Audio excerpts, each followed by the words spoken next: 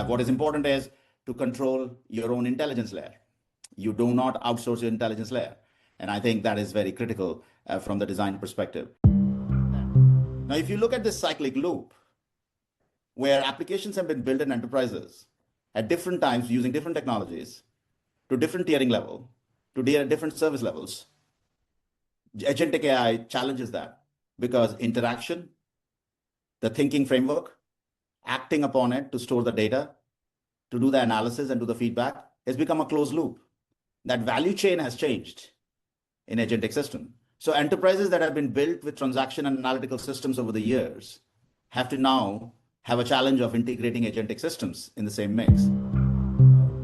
It's a very complex question because there are two threads that are running in parallel. One is how enterprises are going to adopt this technology and how consumers are going to adopt this technology. Yeah. And at the heart of it is a trust question, right? And I think that will start to emerge ecosystem plays because, when we have to bring the data together from different sources, protecting the privacy principles, I think you will start to see that happen over time. And I think, that is going to happen in every industry. We are starting to already see, I would call B2B, what we saw in B2B. You are already starting to see that happen. But over time, right, the whole ecosystem plays disruption will be something that I think something to study for.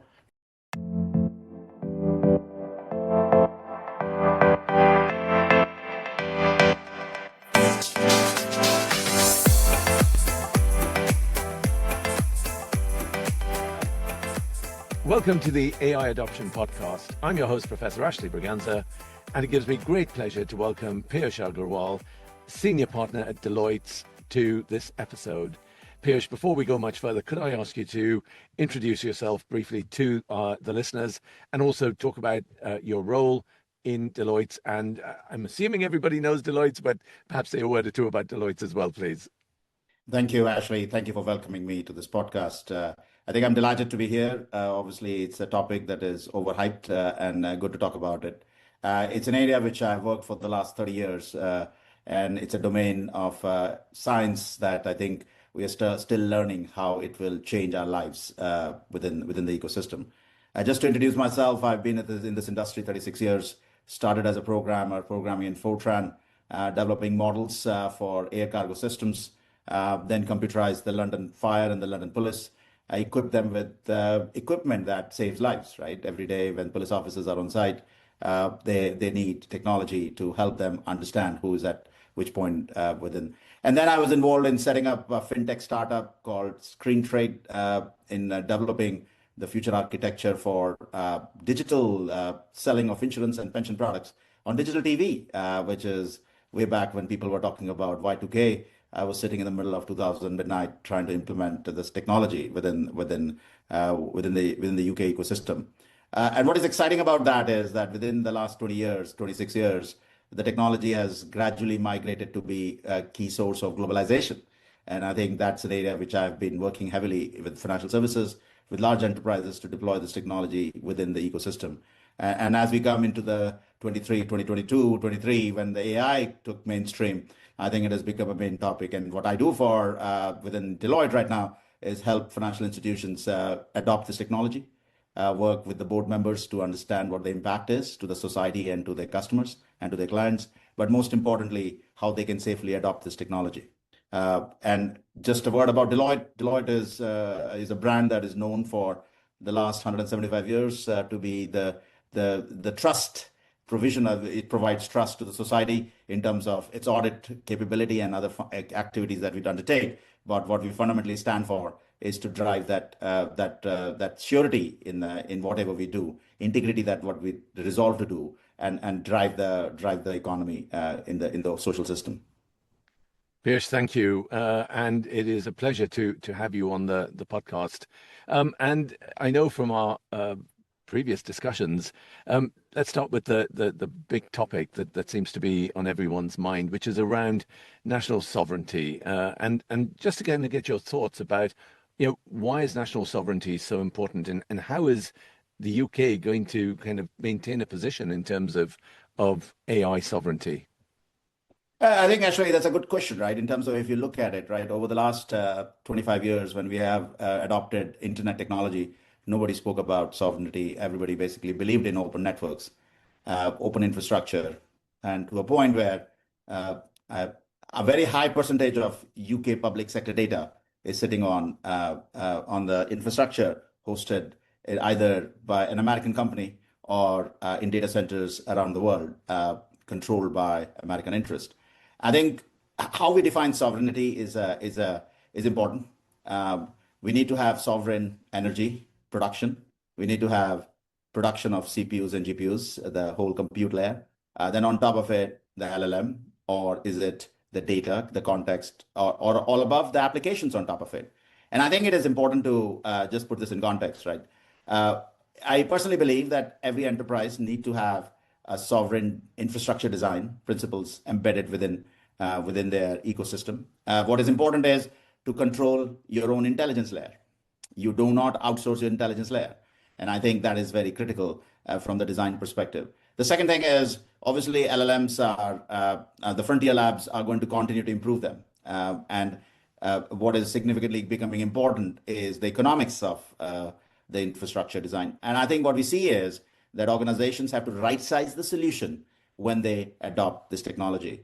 Just to give an example, there are other technologies that can meet the same requirement. Like if you're scanning a document, there used to be OCR technology. Yeah, so this technology is they made it cheaper. You had to train the documents on the OCR technology, but still there are other technologies that are available that can reduce the cost of it. For me, I think as we look upon the sovereign discussion, it is all about that the intelligence layer that is having your own context uh, enabled by this technology is significantly important for enterprises to control. And there are a few institutions in the UK that have started to do that. Some of the technologies that we have invented here, we have not been able to keep it on our shores. Like the 11 Labs is a technology that is a voice model. It's a British company, but obviously the capital and sometimes the talent gets these organizations to move away from the UK shores, and so is DeepMind. So we have to think about how, as an ecosystem, we protect our talent, we protect our capital, and we protect our intelligence within the UK. And I think those are three key factors for me from that perspective to drive uh, that sovereignty. Yeah, and I guess a part of what you said a few minutes ago was of talking about data and data sovereignty. I just wondered, at an enterprise level, how is data being managed? And people talk about the data moat. I just wondered if we could get your reflections on that, please. Yeah, so data is a significant part of providing that context. I would call that as a broader context. And if you're building in today's world an agentic solution, I think what is significantly important is to control that context and the context around your domain, context around your brand, your policies, around your regulatory environment, and then context about the customer. A lot of financial institutions have been built over the years where data has been captured, which is transactional data. What it doesn't contain is why and what, right? And how. And I think it is important, which is basically sitting in either human brain or in the procedures that are invoked within an organization. And I think it's putting that full circle context, the full context of an enterprise is important for you to build the new edge solutions that are needed. And I think this is where I think it's a challenge for enterprises because they've spent a lot of time in resolving the structured data problem. But the unstructured data problem is significantly important to combine that with that customer context layer. And I think that is very significant to personalize the agentic solutions that you deploy, as well as ensure that that intelligence layer is unique to you as an enterprise, right? Otherwise, you'll get the same answer from two institutions if you send it to the same LLM, or LLMs are just predicting the next word in the sentence, right? So it is important to just make sure that we are contextualizing it. And I guess when you're talking about that level of contextualization, you can't separate that out from the business model of any enterprise. How do you see for banks and companies in the financial services sector, how do you see the business models evolving and changing? Yeah, so I think if you go back and think about like the industry, like the press, the news and the press that basically got disrupted by the internet, right? The production of news is still a valid function, but the distribution of that has become widely impacted by this technology. You just look at music industry, right? There were label companies that were there, and those label companies are basically everybody can be a creator of music because the distribution of music has become much more easier. I think this technology will make things easier from a different level, from a consumer standpoint. You imagine a design company like a Nike shoe, which now can be designed by Ashley in his home, and he can decide to print it on a machine, try it out, and then use robotics infrastructure sitting in any part of the world to basically manufacture 200 pieces of specialized shoes that are only designed for Ashley and designed by Ashley. So you can see the disruption happening to every industry, right? Financial services is part of an ecosystem of every industry. It will get equally impacted, right? And we have to think about how financial services will respond to the industry changes, whether it's in manufacturing, supply chain, logistics, and our automobile sector. Like we already see Waymo as a great example of an agentic infrastructure that is running on the streets in San Francisco, and we're trying to bring that to the streets of London. Currently training on the vagaries of the road infrastructure within the UK. I think what you're going to see is that Waymo, as it gets evolved, basically is dealing with variations in how context is prescribed by the society and the customers and the consumers of the use of this technology. So to that extent, within the financial services sector, and also some of the other sectors that you're familiar with, to what extent is value creation itself changing? Yeah, that's a very good question, right? I think if you think about it, right, basically we are already people ask me, are we seeing value from this technology, right? This technology is already mainstream. It's already in our daily lives, right? We are watched by cameras when we walk into the London city to keep us safer, right? That's a different form of value, right? Where the London policing is basically being able to administer the city emphatically. Or if you go through Heathrow Terminal 5, where your images are taken at every point to make sure that you're the right person entering the airplane. Obviously, that's Vision AI, but an element of that is still in production, right? Or in life sciences. So there are various industries where this is already mainstream and is driving the value, whether it's reducing risk or driving growth.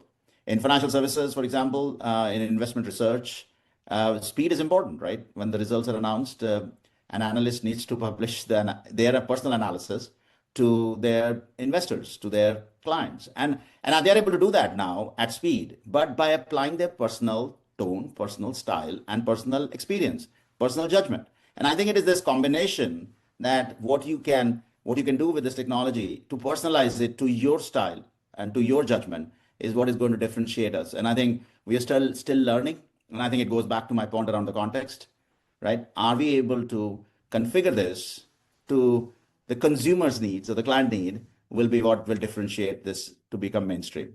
And to what extent do you think software companies and software architecture is kind of ready for AI and AI as it's developing?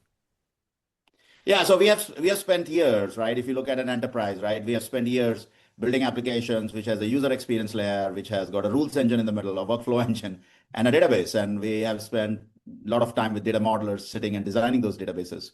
AI is challenging that paradigm, right? So do you need a user experience layer? Not really, because you can prompt it. Do you need a reasoning, rules engine? You have a reasoning model, right? And then what you argue is, as AI models and LLMs or AI technology progresses further, you need to do on-demand metadata management of the data that you're capturing from the user. If you pull all that in perspective, right, software engineering or enterprise architecture has been built in multiple layers to different tiering level. So first we build transaction systems to store the records. Then we build a digital front end to it to do the interaction with the customer, either in a call center or on a mobile phone or on a digital website. And then we basically got to build an analytical system to basically take all this data and put it into some form of a data warehouse or a data lakehouse, and then build models on top of it, which will then feed the front end. Now, if you look at this cyclic loop, where applications have been built in enterprises at different times using different technologies to different tiering level, to different service levels, agentic AI challenges that because interaction, the thinking framework, acting upon it to store the data, to do the analysis and do the feedback, has become a closed loop. That value chain has changed in agentic system. So enterprises that have been built with transaction and analytical systems over the years have to now have a challenge of integrating agentic systems in the same mix. And it's bringing these three things together is what I feel excited about as how enterprise architecture will evolve in large enterprises to take value out of this technology. Obviously, this technology cannot be applied to everything. It is designed to solve, in my opinion, scale problems. It is not designed to small problems. The cost of it will override that. So I think we just need to be very cautious in how we apply this technology and not deploy thousands of agents, creating the complication of what we did with Excel. Yeah, I mean, in some ways, I refer to that as death by 1,000 AI licenses in some Yes. cases. But I'd like to explore these three factors that you just talked about in a little more detailed. Peeyush, just take them apart for a moment and just let's look at each one at a time, please. The factors on the transaction analytical and agentic, right? Yeah. So if you look at the transactional systems are a book of record, right? They're basically in a bank, basically says, Ashley has transferred £100 to Peeyush, and that's a record, right? We need to maintain that because that's how the systems have been built over the years. But then the engagement and the interaction platform, which is where you're using the form factor of mobile or a call center, is the translation layer to basically do that transaction. Now, with the agentic AI systems nowadays, you can have a conversational AI solution that can replace multiple forms of engagement models or interaction models, right? And using natural language, whether you're a German speaker or a French speaker or a Dutch speaker, you can translate that expectation from the customer from a natural language into what could be thought through as, and they might present their intent and they might say, I lost my wallet. Right? But then the bank has to do multiple orchestration of different workflows. First, it needs to detect whether there was a fraud transaction. Second, issue a new card. And third, block the card. And fourth is basically ask for the customer if they want and are they aware of other additional protection that the bank offers them. Right? It is these chain of orchestration that needs to be enabled, which needs to be dynamic based on the customer experience and the customer expectation. Similarly, when you apply the analytical systems at the back end, the analytical systems have the same challenge, right? They are taking data from a batch feed sometimes. It's almost, and if it's real time, sometimes it's near real time, right? And LLMs and AI solutions, have a problem of latency, right? And some of these transactions and interactions have to happen in sub-seconds. Yeah. So we still have to solve the latency problem. We still have to solve the problem of predictable outcomes because the regulators expect us to follow the procedures and regulatory outcomes. And we have to solve the cost problem as well, right? Everything cannot be, needs to be handled through a cost efficient manner. And I think it's these three things that will evolve as to where we apply this technology in an emphatic way. That's very helpful. I really appreciate you kind of delving further into some of the detail just to really bring out the importance of again, understanding not just the technology, but how we need to think about implementing and adopting these technologies.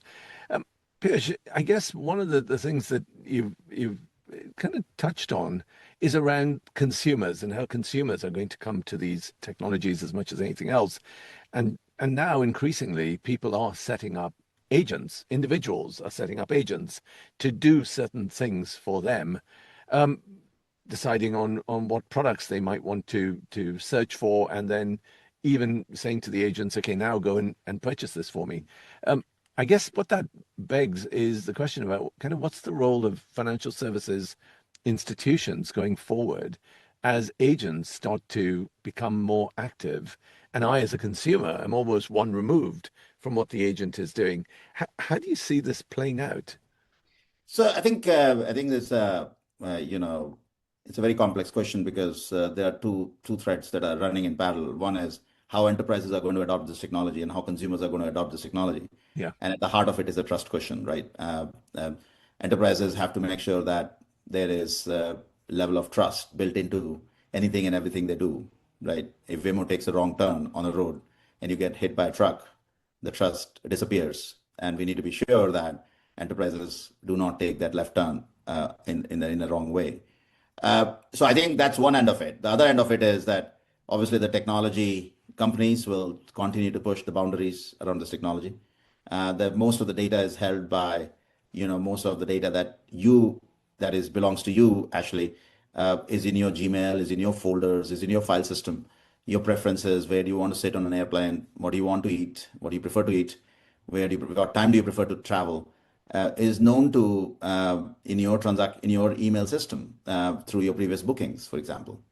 I think for me, it will be those personal agents, and you do not share that information with only one enterprise, and all of that is consolidated within your own private data sets. For me, the advent of how there is an environmental issue. There is basically too much energy being consumed and too much. Can we run all the inference engines and all the LLMs in the planet to do every activity that we want to do is a big environmental issue, and hence it is my opinion that over time we are going to see advent of more computing and more inference moving to the edge devices like your mobile phone. And as that happens, you then start to use your private data sets that's within your control, the device that you trust, right? We typically trust Apple with our identity, with our passwords, with our bank details, much more than we would trust, in some cases, our government, because the identity systems that we control every day is through our biometrics on the device.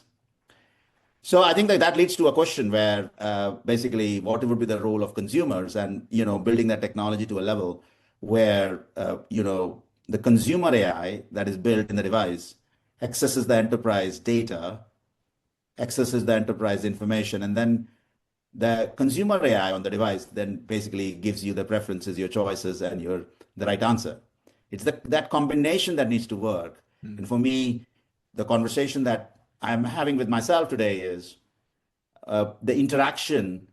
Will the technology companies will take more the consumer interaction away from financial institutions, which is a big question, and I don't know the answer to that, but I think time will tell. There is always a trust. There's always a trust factor.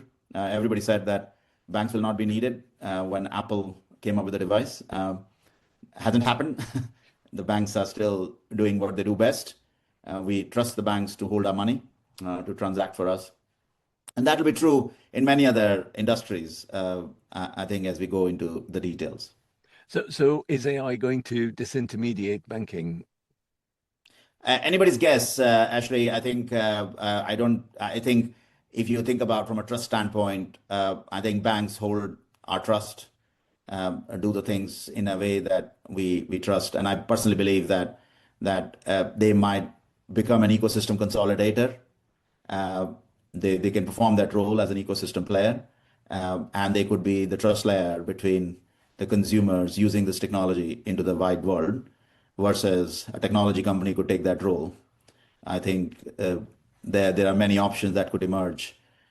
Depends on how the regulation as well as the consumers in every country, because there are different adoption patterns that you could see emerging across the globe. Like when you look at India and China, there is very much people are not concerned about use of this technology, and there are advertisements being issued right now on AI on television there. We don't see that in Europe right now. So I think acceptance of the technology is very different by society, and I think that will determine how those ecosystems emerge. And I really like that idea in terms of ecosystems. How do you see these ecosystems emerging? And I guess when you look at kind of ecosystems and value chains as a base from which to innovate, how do you see that innovation starting to take place? We already see that, right? Obviously, there's a lot of innovation happening around how to detect fraud, for example, between different banks, because fraud is an activity that is not, a single financial institution problem. It's an ecosystem problem, and I think we are already starting to see that through federated learning, we are starting to see fraud models being evolved to help banks detect fraud early in the process, the intent to fraud. We're starting to see use of this technology in financial crime areas, right? How do you detect source of wealth? Where the data is very disparate, and you need to collect, lots of data from different private sources. So, we are starting to see that happen already. And I think that will start to emerge ecosystem plays, because, when we have to bring the data together from different sources, protecting the privacy principles, I think you will start to see that happen over time. And I think that is going to happen in every industry. Uh, we are starting to already see I would call B2B, what we saw in B2B.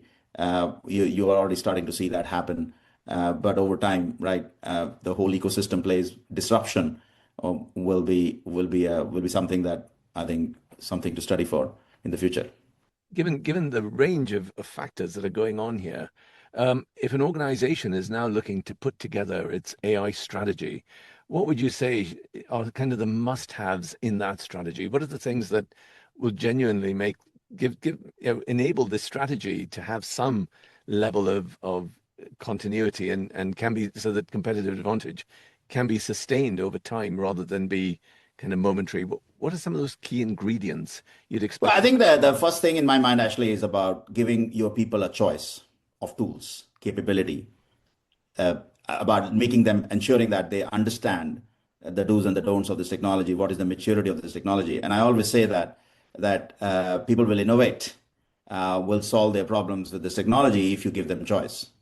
That's, I think, the first pillar of what I would suggest as the key element of the strategy. The second pillar is then to go to the business leaders and say, okay, if I were to give you this technology, what business metric can you improve? Whether is it growth, is it reduction of risk, is it P&L, is it margin? What is it that in your business metric that you could improve, and focus on that to basically say, if you were to give this technology a chance, how would you drive that and where would you drive it? It has to be business metric driven. There's a lot of discussion in the industry about AI, but nobody talks about what is the problem. And I think we need to switch the conversation to what is the problem you want to solve. The third pillar I would focus heavily on is trust is at the heart of this. We haven't really solved that yet. I always say when in a multi-agentic architecture, we do not understand right now how multi-agents drift their behavior and their intelligence to create a risk that cannot be managed. Let's take an example. There's a saying that intelligence is in the interaction. Like while I'm talking to you, we are generating new intelligence either in your mind or my mind. And that, if you think you and me are two agents, right, our intelligence is drifting, and hence the outcomes might be very different at the end of this conversation. And I think in a multi-agentic architecture, that drift of intelligence and knowledge is currently not modeled. And hence, there is still work to be done, how to manage that trust within the ecosystem. That's the third pillar. And the fourth pillar, I would say very actively is the data is at the heart of it, right? We started with the context. It's not only transaction data, it's about, this operating procedures, the domain knowledge, it's understanding of your policies. How do you codify that within the infrastructure to allow that to happen? And the important thing is, right, in a trust and a governance infrastructure, the third point I made, it's about instrumenting the trust into the platform, right? You don't have 6 months to take a governance decision, which is possible in a human controlled process. In a machine controlled process, you need to take decisions faster. So you need to have instrumentation, like you operate a nuclear reactor, right? You have to take a split-second decision on a nuclear reactor to kill the switch, right? Which is what you need to do in an agentic AI system. And I think that's very important as we think about it. Peeyush, what a fascinating conversation. We started by looking at national sovereignty and the importance and understanding that some of the features of national sovereignty and why it's important. We talked about enterprise level data and why that data needs to be managed particularly. And I really like the fact that you've kept coming back to two words that kind of strike me through this conversation. One is around context and understanding context. And you're one of the few people who I think have really kind of grasped the fact that context is not a single it's not a single item, it's not a single thing, it's multi-layered, it's multi-dimensional. You've brought out some of the subtleties, I think, that are really important to understanding what sits behind this word context. And the other word that you've used on numerous occasions is this issue of trust. Trust, it's so many, again, it's a multi-layered concept, and you've brought this out really in a very clear way. And the four pillars that you've outlined in terms of what needs to be in in an AI strategy, I think are absolutely spot on, really, and particularly in terms of understanding that the data and then making sure the business is focused on a metric, and not just a single metric such as cost reduction, because you can reduce the costs but still kill the business. So the notion that there ought to be a very clear set of metrics, I think, is really powerful as an argument. So thank you so much for being on the AI Adoption Podcast.